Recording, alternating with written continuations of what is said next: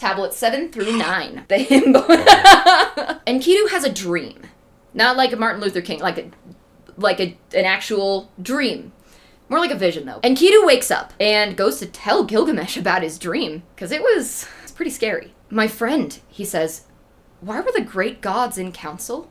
He saw some of the most powerful gods having a meeting, because they are not happy with Gilgamesh and Enkidu. As the sun rises, Enkidu tells Gilgamesh about the dream he had, in which he saw the Anunnaki, who in this context are like the most powerful major gods, but depending on the context it can mean the opposite, so just know that. Anu, king of the gods, the sky god that gave Ishtar the bowl of heaven, says that because they killed the sacred bowl of heaven, Gilgamesh and Enkidu, one of them has to die in punishment.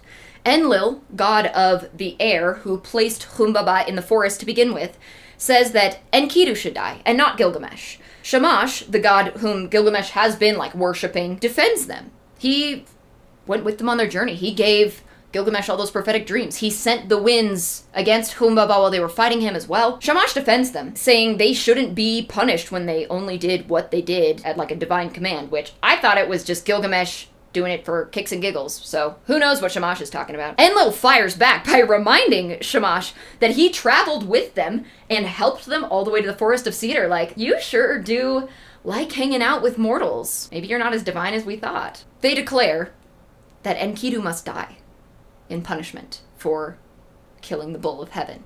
Which again, this is not his fault. He just got here. Enkidu just got here. He was basically a gazelle for his entire life up to a couple weeks ago. Enkidu, after telling Gilgamesh this dream, just lies back down in tears, overwhelmed with the knowledge that he is going to die and have to leave his new adoptive brother Gilgamesh, never to see him again, especially, again, when he wasn't even the one that cut down the cedar tree. He picked the wood, Gilgamesh cut down the trees. True to Enlil's decree, Enkidu falls very, very sick.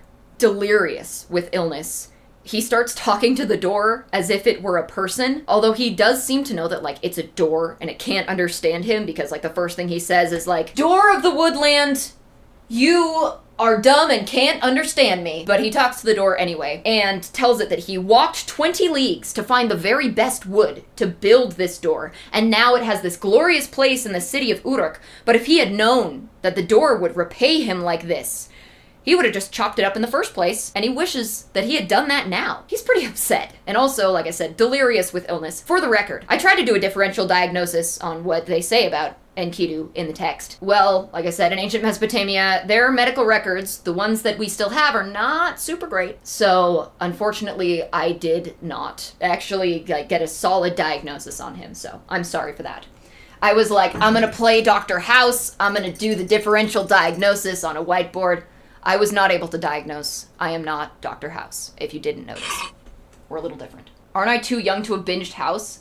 I don't think so. It's literally the only medical drama I will watch. Anyway, Enkidu is like, you stupid door, we did so much for you, and this is how you repay me, with terrible illness and delirium. He wishes that some future king will find this door and put his name on it instead of Enkidu's, therefore, erasing Enkidu's connection to the door and taking its curse upon this hypothetical king. He's not well. In a delirious rage, he then does tear the whole thing down. The whole door. He just rips it apart. Gilgamesh is watching in horror. I'm assuming the party guests have gone home by now because it's the next day. Gilgamesh is in tears. He has never seen Enkidu like this. Enkidu's been the level-headed one. And he was raised by gazelles. He really is disturbed by this. Previously, Enkidu, despite being raised by gazelles, has been quite sensible and rational. And now he is cursing out this door and ripping it to pieces. He doesn't seem that bothered by the actual ripping the door to pieces. I feel like Gilgamesh has ripped apart a few furniture pieces in his time, so that seems like something he would do. But it is still clear that Enkidu is not well, and Gilgamesh is very worried about the state he's in. Gilgamesh knows that the kind of dream that Enkidu had is probably prophetic. He might have seen the exact meeting of the gods. His consciousness might have basically been a fly on the wall for this. He has these kinds of dreams all the time. He wants to go to the gods and entreat them for Enkidu's life. This is his brother. Despite all of his taking all of the credit all the time, he does love Enkidu. They've grown very close after just this one journey. I mean, I hear that killing monsters together tends to make you close friends pretty quick. It seems to work for my D&D groups, so we joke about them being boyfriends, but they do truly love each other. The first thing Enkidu worried about when he found out he was going to die was, I'm gonna have to leave my brother. So Gilgamesh is like, I need to go ask the gods for mercy on this. But he also knows that once Enlil decrees something, the decree cannot be undone.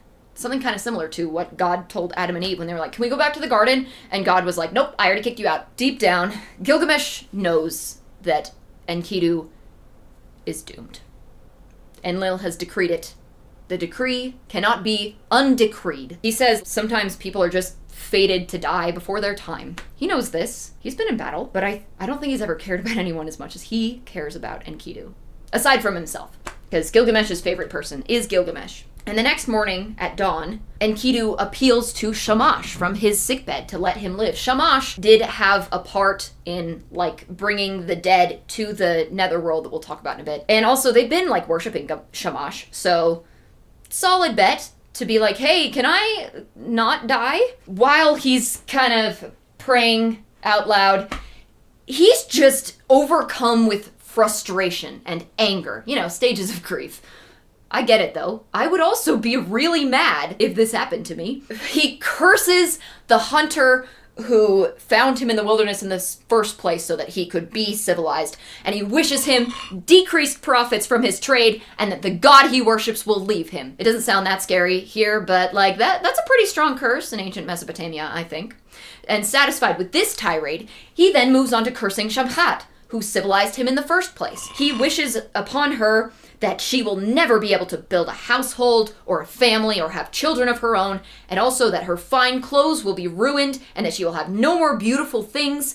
Not only will she not have a household, he curses her that she will not have a house at all, that she will have to sit on the street and sleep outside where the thorns will hurt her feet. He also curses her that, like, owls will nest within her dwelling if she does have one. And at first I was like, owls are cool. But then I was like, you know, they would probably keep you awake. So maybe we don't want owls nesting in our walls. But he's angry at her for making him human and therefore weak. Because when he was first, like, you know, civilized, he stood up to go follow his gazelle friends and suddenly he couldn't run as fast as them anymore. He is like, you have taken me from the pure wilderness man that I was and defiled me into a civilized man and weakened me. Finally, Shamash, I don't know if he's been listening this whole time or if he was like doing something else and then heard the prayer and was like, oh. Shamash finally speaks up and is like, hey man, you're being like really harsh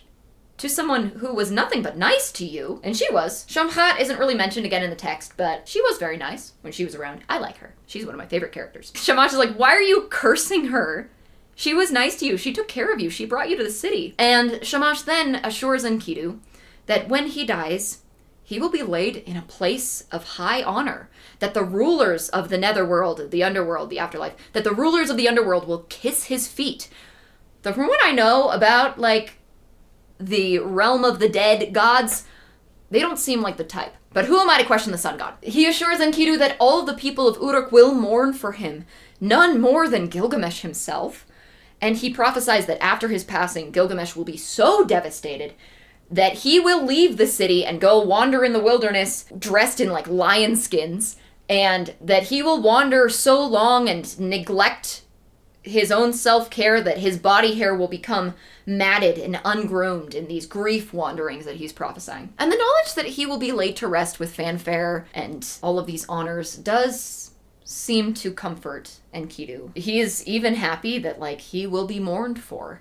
Which might sound a little mean to, I don't know how much experience you guys have with dying people. Different people feel different ways about dying, but often I have heard the sentiment that people don't want their loved ones to be devastated. They will grieve, but they want them to remember them in a happy way. So it might seem a little bit mean that Enkidu is so excited at the idea of other people mourning him. But Enkidu was devastated when he realized he didn't have a family. And mourning someone was, we'll talk a little bit more about Mesopotamian mourning practices, mourning, not morning. Did I spell that right?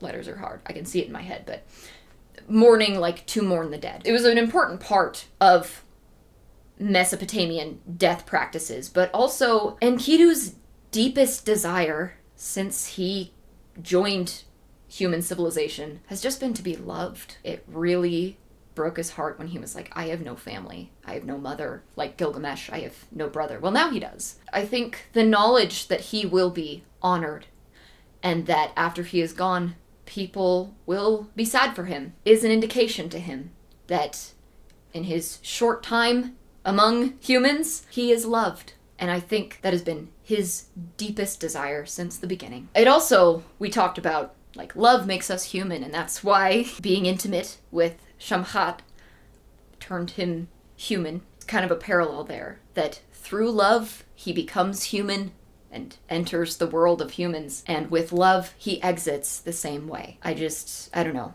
That seemed like an interesting parallel to me. So he takes back his cursing.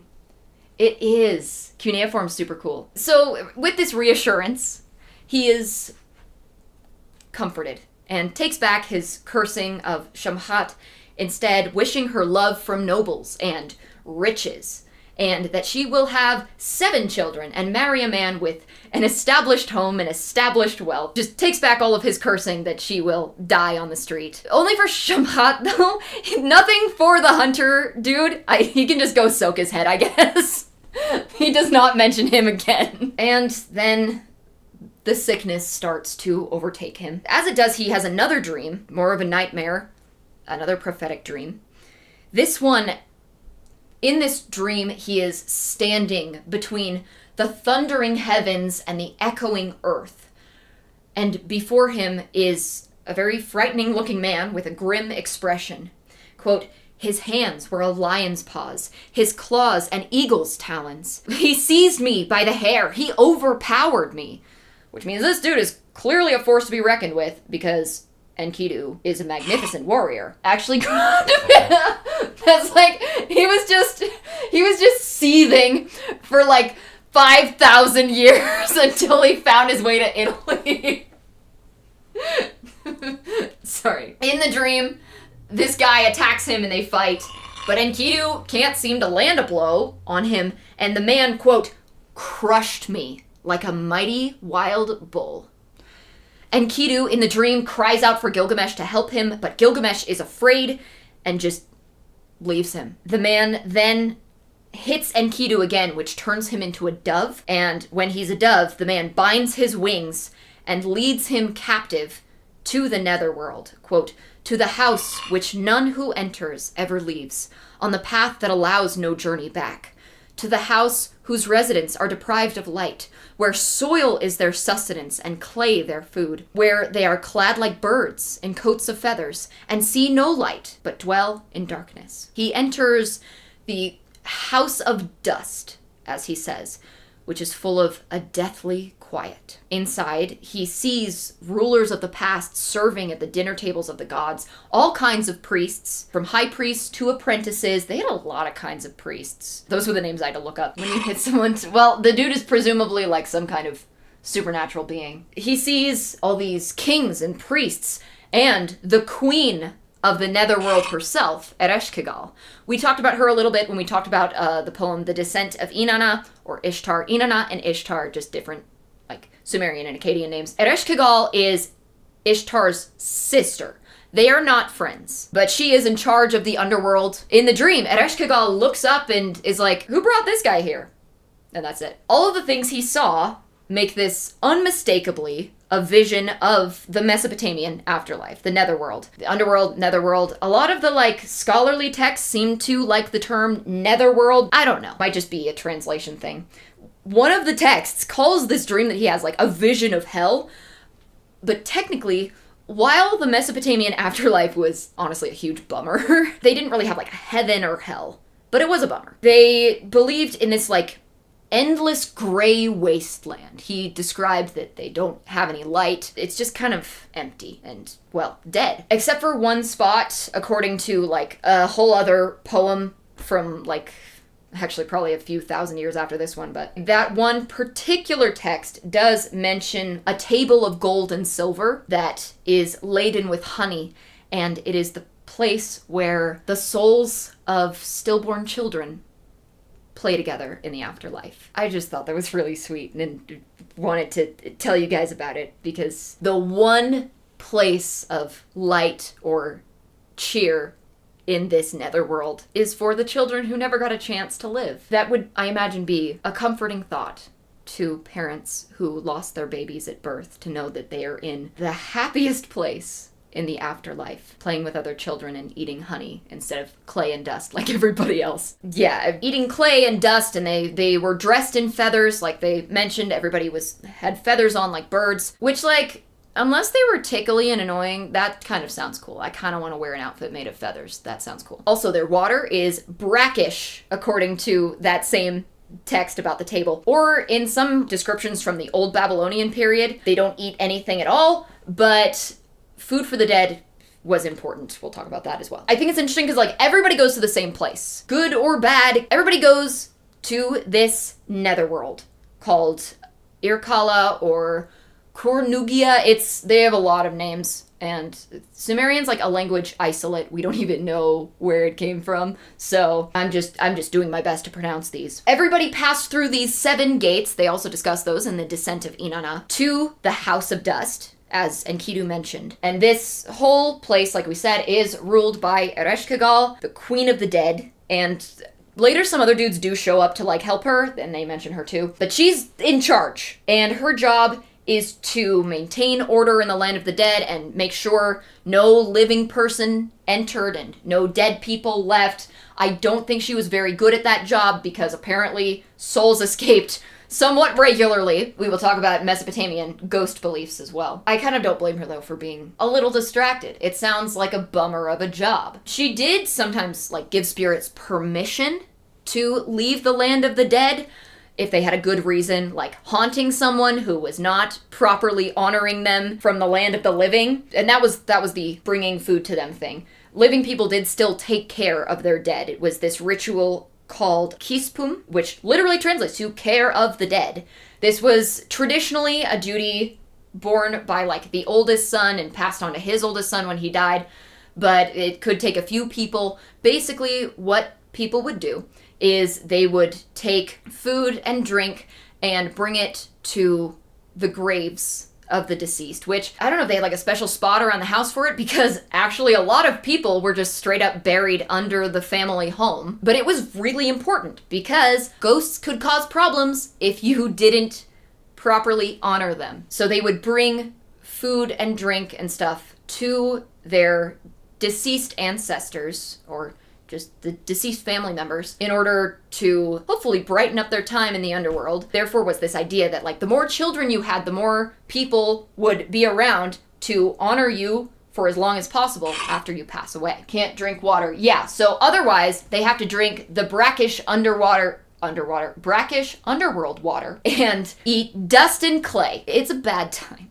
but it's not like hell. You're not being tortured forever. It's basically just like life, but now there's no light and you have to eat dirt.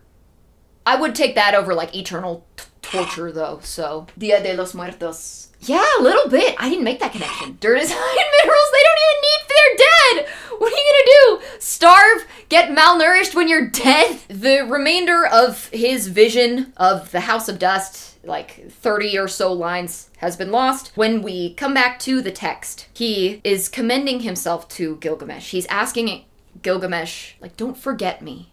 Being remembered and honored was clearly a huge deal to the Mesopotamians. I don't blame him. I mean, Gilgamesh set out on that whole ridiculous quest that set off this chain of events because he wanted to establish an eternal legacy. It was really, really important to them. After this whole vision, after he says, don't forget me, the illness gets worse. Quote, his strength was exhausted. He lays in his bed for 12 days, just languishing. And then he calls for Gilgamesh. Spinach kind of tastes like dirt. You're not eating the right spinach, man. Starving at your super death. Your descendants forgot you. You died again? It's death all the way down. You get to go to a different afterlife. You're the afterlife. On a 911 call. Nah, he just... Who was it that... It was Inanna or Ishtar. Yeah, she removed her defenses. Anyway. It wasn't like a seduction thing. It was part of, like, the magic. So after 12 days of just wasting away in bed, he calls for Gilgamesh. Maybe he's rallying. That's what I've heard it called. When someone, and granted, my experience is primarily with the elderly, because I used to work in nursing homes, right before the end sometimes. Because usually, especially when someone's dying of natural causes, they will just kind of sleep mostly for a while. Sometimes, though, before the end, they seem to gain back some energy. They might be alert, they might talk and appear quite lively for a dying person. And this is usually a great opportunity to say goodbyes, because it is usually a sign that the end is very near. Or, maybe it's just the Epic of Gilgamesh, but that's what that reminded me of. When he calls for Gilgamesh, he laments that he is dying in bed, listless, instead of dying a glorious death in battle. He says, quote, "One who falls in combat makes his name, but I do not fall in combat, and shall make not my name." Where do you think he got that idea? Where do you think he got the whole dying in combat in a glorious blaze came from? I'm so mad at Gilgamesh. Who planted this idea in his head? When Enkidu is literally dying. When, first of all, Gilgamesh is the one that, set this chain of events in action by being like, let's go kill a giant for fun. And Enkidu said we shouldn't do this. And Gilgamesh was like, I don't care, we're doing it. And Enkidu was like, we really shouldn't do this. And Gilgamesh was like, we're still gonna do this. All the while going off about how glorious it is to die in battle. If you're gonna die anyway, you might as well die in battle. And now Enkidu, on his deathbed, suffering and wasting away at the end of his life, instead of focusing on his own comfort or saying goodbye to those that he cares about. He doesn't know that many people, but he is upset because he's not dying a glorious death in battle. I mean, battling an illness is a battle too, in my opinion, but clearly it doesn't count to Enkidu. And I'm mad that he is stressed over this. He doesn't need any more stress. He's literally dying. And now he's upset that he has not lived up to this standard that Gilgamesh planted in his head in the first place. I'm mad at Gilgamesh. Aren't we all literally dying? I mean, in a way, but Enkidu is terminally ill and knows that he is not going to get better. And he is focusing on living up to some toxic masculinity standard that Gilgamesh planted in his head, and I am mad about that. Gilgamesh probably didn't mean to, but I'm mad about it. I'm mad at the way he's influenced our beautiful himbo Enkidu. Anyway, those are the last words we have from Enkidu. There's some more text that's been lost, including if there is a scene of his actual passing. We don't have it. But I do hope he got to say proper goodbyes and be at peace. I know he's a fictional character, I just have a lot of feelings. In the early morning hours of the 13th day, Enkidu is no longer responsive. And Gilgamesh is pretty torn up about this. Understandably, I'm not saying that it makes me that much less mad at him, but he is pretty devastated, and I think that's fair. He cries out for all of nature to mourn Enkidu's passing, for the paths of the forest of cedar and the mountains and the rivers, and, quote, "The bear mourn you, the hyena, the panther, the cheetah, the stag and the jackal, the lion, the wild bull, the deer, the ibex, all the beasts of the wild." He's just listing off animals. I like lists. I'm not mad about that. He also calls for all the citizens of Uruk to mourn him, the shepherds, the brewer who made the beer that was Enkidu's first drink, not from the animal watering hole, And for Shamhat, they mention her, she just doesn't really show up again, which is a bummer because I think she's cool. He cries out to the whole city that he intends to wail as bitterly as a hired mourner, like someone who is hired to professionally be sad at a funeral. It's not a very common profession anymore. He compares Enkidu to all of his trusty weapons, including, quote, the axe at his side, in which his arm trusted. If we recall, like one of the first dreams he had about Enkidu was represented as an axe. He also compares him to, quote, his festive garment, his girdle of delight, like his party clothes, basically. Which seems kind of weird, but back in these times, clothing was expensive and very valuable. So he is comparing Enkidu to all of his belongings that he treasures because he's Gilgamesh. He recounts their adventure, how they climbed the mountains and slew the bull of heaven and Humbaba in the forest of cedar. They hung out for like a couple of weeks. A big couple of weeks. Once more, he calls out to Enkidu. He calls his name, even though he has, quote, turned dark, essentially arrived at that coma-like state that so often precedes the very end. So of course he doesn't respond, and Gilgamesh checks for a pulse, and there is none. In the very early hours of the 13th day of his illness, Enkidu finally passes. Gilgamesh covers Enkidu's face, quote, like a bride, like a bridal veil, and he stays with the body. He paces the room, quote, like a lioness deprived of her cubs, just this anxiety and grief until he gets so worked up that he tears off his kingly garments, like just chucks them away from him with disgust. He tears out his curly hair, which now that Enkidu's dead is probably like the best hair in the land.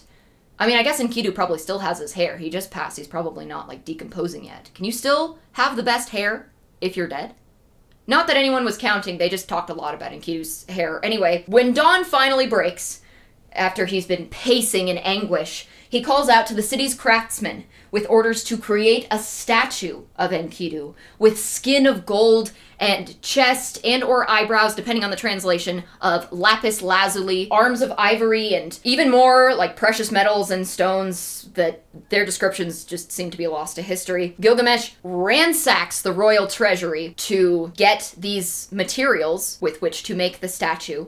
Obsidian, carnelian, alabaster, like not all of them are like technically precious stones. I'm not a geologist, but they're fancy. It's fancy. Not to be all conflict of Adam and Eve God, but like, he sure values Enkidu a lot now that he's dead. What if you gave him credit while you were alive and also listened to him? But nope, now he's dead. In addition to the magnificent statue of his likeness, Gilgamesh, quote, butchered fattened oxen and sheep, piled them high for his friend. He lavishes out even more valuables in sacrifice to the gods of the netherworld in hopes that in return they will take care of Enkidu on his way to the afterlife and welcome and protect him. It is so expensive. This is ridiculously expensive. He offers a flask of lapis lazuli for Ereshkigal, a flute of carnelia for Dumuzi, who is Ishtar's ex. I think they're technically still married because I don't know if there's a divorce thing for the gods, but that has to spend half the year in the underworld after he didn't mourn her properly, so she kicked him down there with the demons. A chair and a staff of lapis lazuli for Namtar, who's like the vizier. A silver clasp and a bracelet for Kasu Tabat, who's like a minor chthonic deity. He's basically like Ereshkigal's servant. The text calls him the sweeper, so maybe he's like the janitor of the underworld, which, all my respect to janitors, they're very important. He didn't realize what he had until he lost it, which just, that also makes me a little bit upset. That Enkidu is treated as a vehicle to teach Gilgamesh a lesson. Like, a man is dead. I know that he was kind of born to be a tool for the gods, not a tool like that, a tool to like carry out their, so that the citizens of Uruk would stop complaining to them. Gilgamesh is the one that did all of this. Yes, he is very sad, and that is totally valid. But this is his fault? This is his fault! Enkidu did not deserve to die. Did they kill Humbaba? Yeah, probably shouldn't have just going to a guy's house and just being like, I'm gonna kill you to show I can. It's kind of a messed up thing to do for anybody. But like Enkidu was pure of heart, and Gilgamesh just like corrupted him with his selfish ways, and I'm mad about it. And the fact that Enkidu is just like, in the end, a catalyst for Gilgamesh. He just deserves better. Also, one of the offerings, a dagger with a handle of lapis lazuli for Bibu.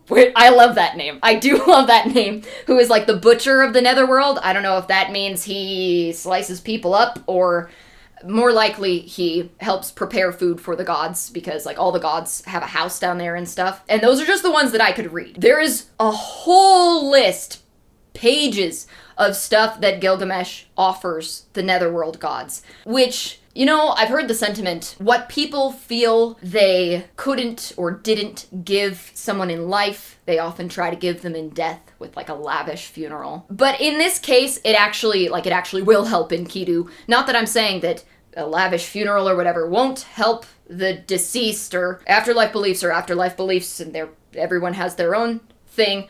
I'm just saying that, like, legitimately, in the setting of this story, this actually will probably be helpful, the way that the world works in the story. So he ransacks the royal treasury, has this statue built, he makes all these offerings, just to cover all of Enkidu's bases, and his infields and his outfields and his home plates. I don't know how baseball works. But he has it set, hopefully. This is probably one of the biggest send-offs anyone in Uruk is ever gonna get. This was what people did, though. They would make these sacrifices to hopefully gain favor for their deceased loved one. Because we do not have any text that might have described Enkidu's funeral itself, but we do know some things about the funerary practices of the ancient Mesopotamians. Let's talk about dying in ancient Mesopotamia. First, we have to talk about ghosts, though. I told you we were going to talk about these. Ghosts are very, very, very old. Not just because they're ghosts, but like, we're going to go, again, back even further.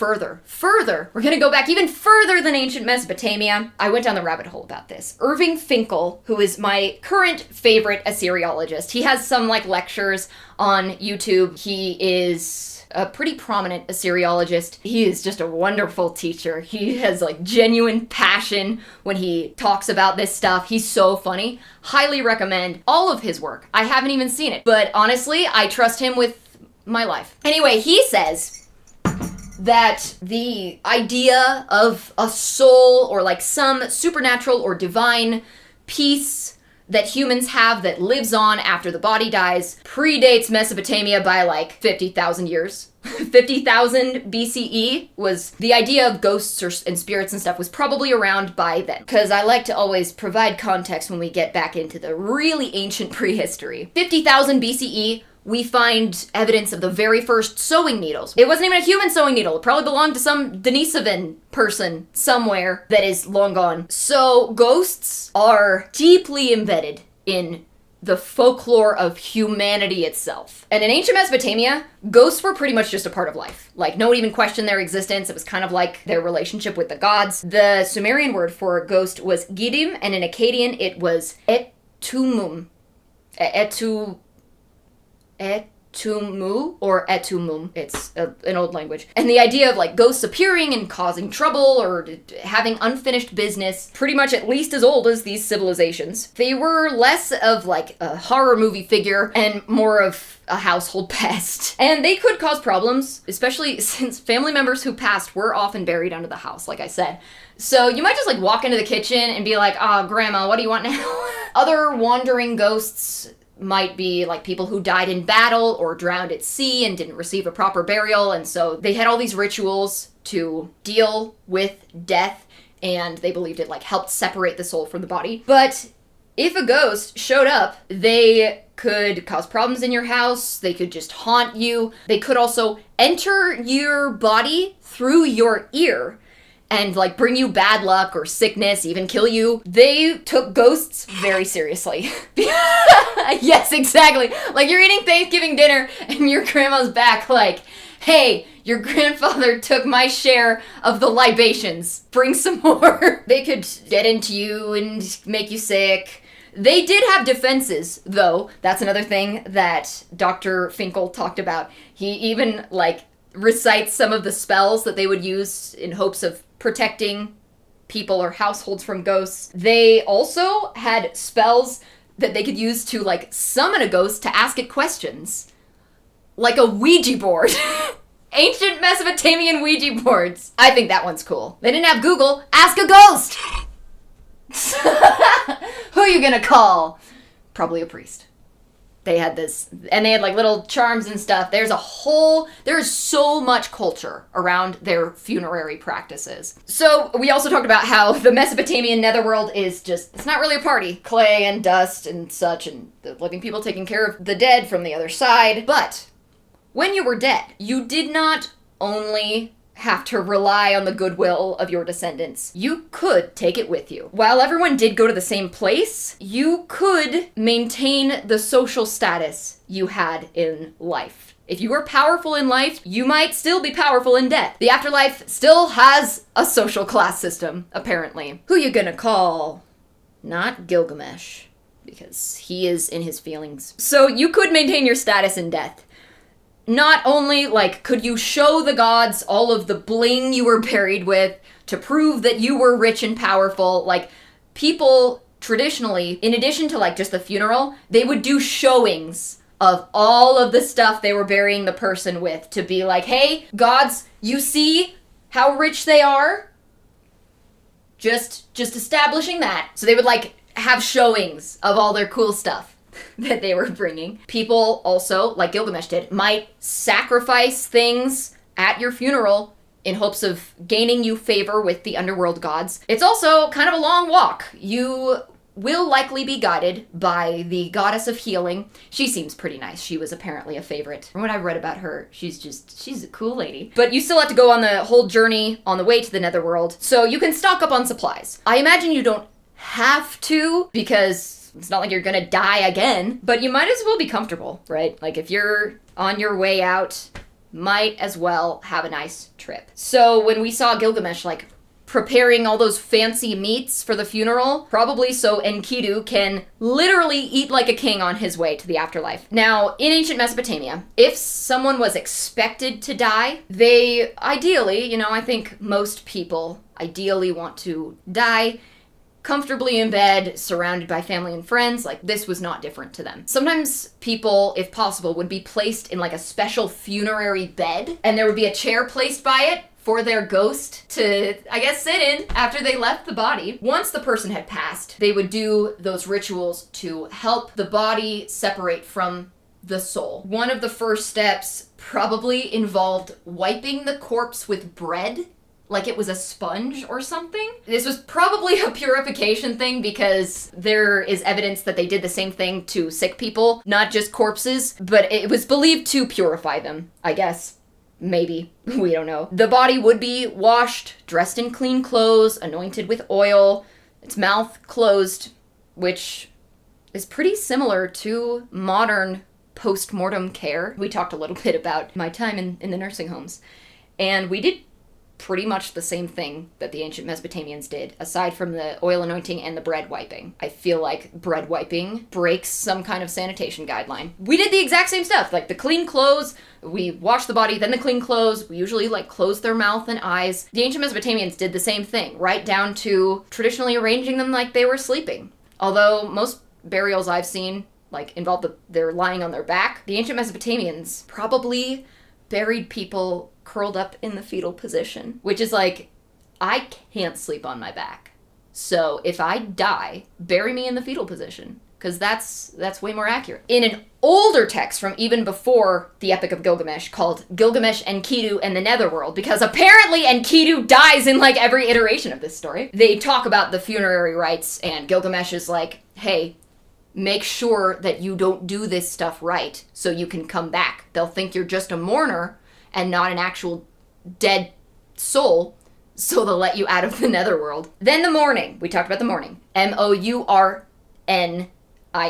not M-O-R-N-I-N-G. Mourning as in to grieve. This was so important. If we recall, Ishtar straight up sent her husband down to hell for not mourning her properly when she got stabbed in there. Gilgamesh is indeed very upset, but like very obvious mourning, public displays of intense emotion were standard practice in ancient Mesopotamia. Wearing ragged clothes, loud weeping and wailing, lamenting the deceased with songs and poetry, rubbing dust on your body, not the corpse, like your own, just freaking out. Some people are even reported to have practiced like self-injury. So the tearing out your hair thing, like Gilgamesh did, might have just been him freaking out, might have been metaphorical, but also there are records that say people did do stuff like that. Usually it was associated with women, but, if you have hair,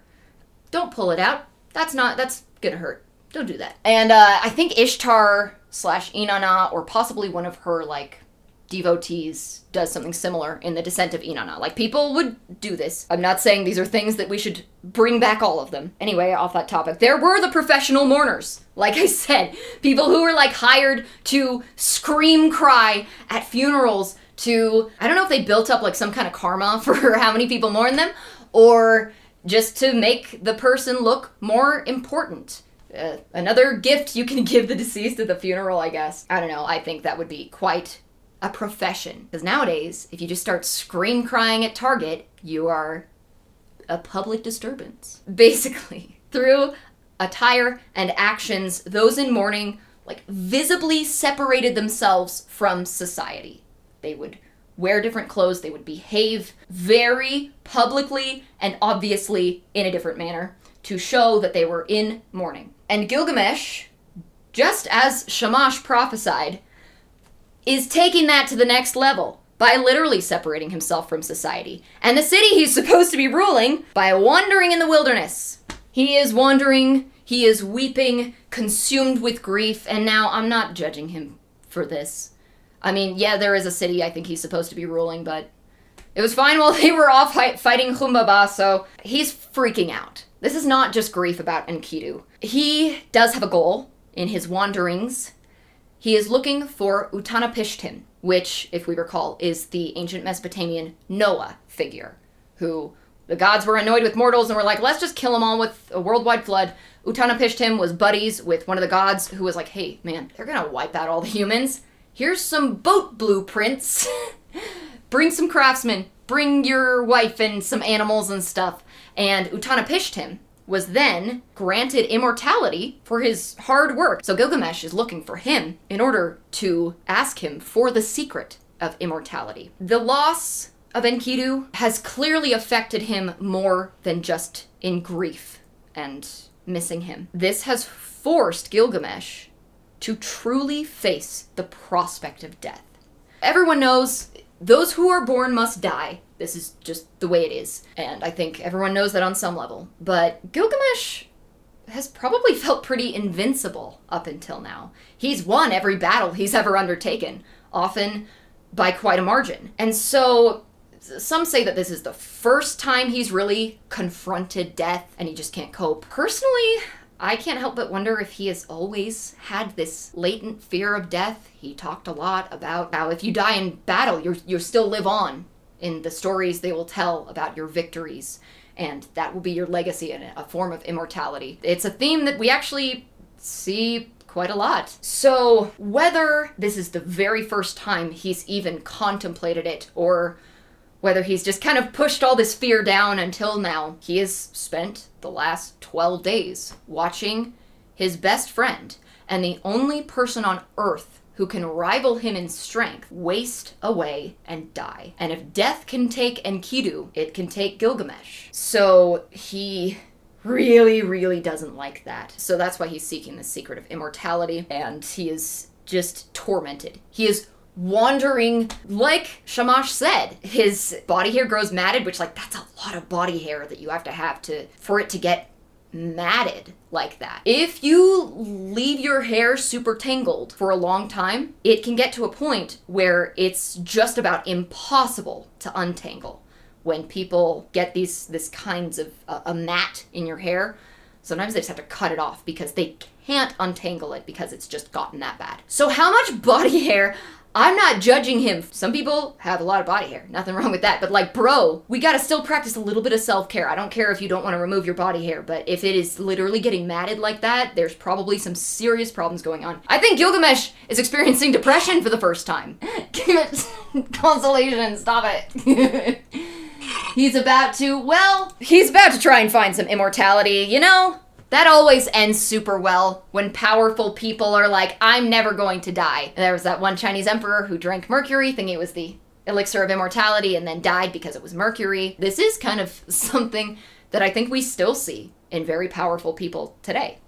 Some way to cheat death. It's just like that show Altered Carbon, except different. Like I said, I'm not saying that, like, Gilgamesh can do what he wants with his body hair. It's his body. But I'm very concerned for his mental health, because clearly he is not coping well. He is doing the opposite of coping well. Grief is a thing. It's hard to process. But it's clear that his terror of death, now that he's been forced to look it in the eye, has destroyed him. He does still have the strength to totally waste some lions, though. Just like Shamash said, he was going to wear lion skins. It was terrifying, apparently. Probably because suddenly he's like, I might die. I might die fighting this creature. Which has never been, like, a concern for him before, apparently. If nothing else, I am impressed that he can make his own clothes out of, like, a dead animal. But he just kills a lion with his bare hands and makes an outfit out of it. Although maybe he just, like, wrapped it around him like a towel.